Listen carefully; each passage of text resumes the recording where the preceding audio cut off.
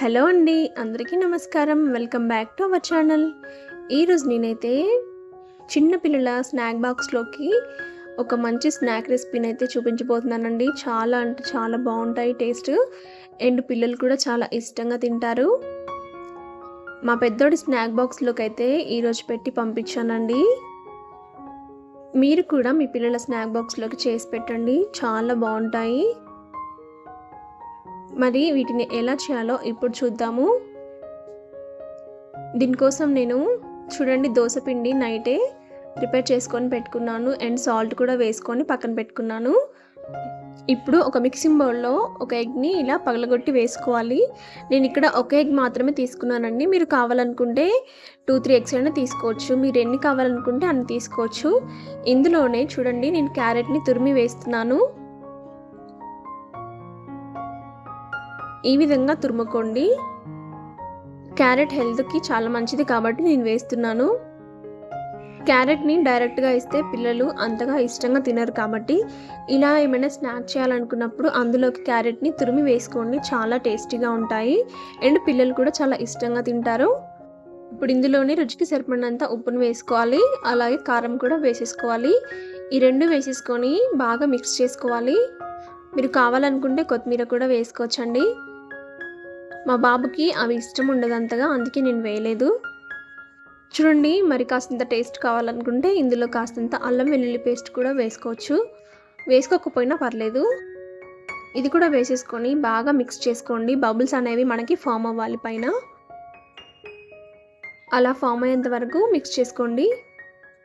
ఇప్పుడు పక్కన పెట్టుకోండి.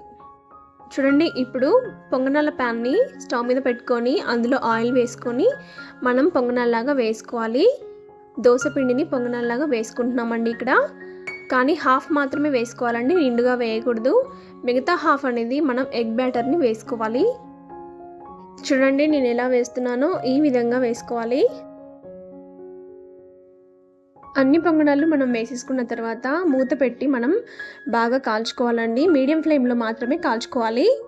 పైనుంచి కావాలంటే కాస్తంత ఆయిల్ని స్ప్రెడ్ చేసుకోవచ్చు.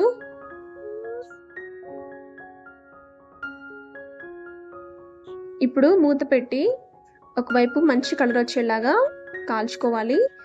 మూత తీసి చూసారండి, చూడండి పైన ఎలా పొంగాయో. మనం ఎగ్ వేసాం కాబట్టి చాలా బాగా పొంగిందండి. ఇప్పుడు మరోవైపు కూడా తిప్పుకొని మరోవైపు కూడా మంచి కలర్ వచ్చేలాగా కాల్చుకోవాలి. రెండు వైపులా మంచి కలర్ వచ్చేంత వరకు కాల్చుకుంటే మనకి పొంగనాలు అనేవి రెడీ అయిపోతాయి. ఎగ్ దోశ మీకు తెలిసే ఉంటుంది కదా అండి. ఎగ్ దోశ ఎంత టేస్టీగా ఉంటుందో ఇవి కూడా అంతే టేస్టీగా ఉంటాయండి. చూడండి, మరోవైపు కూడా మనకి చాలా బాగా కాలిపోయింది.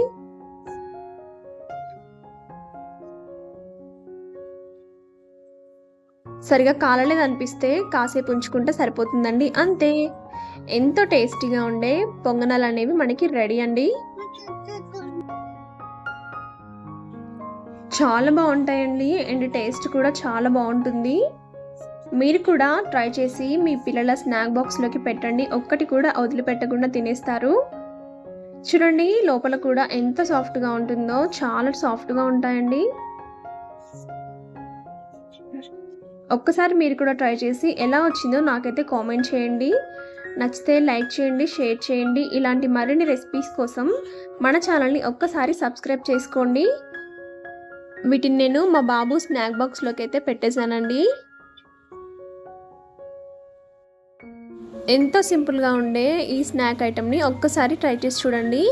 ఇలాంటి మరిన్ని సింపుల్ అండ్ టేస్టీ రెసిపీస్ కోసం మన ఛానల్ని సబ్స్క్రైబ్ చేసుకోండి.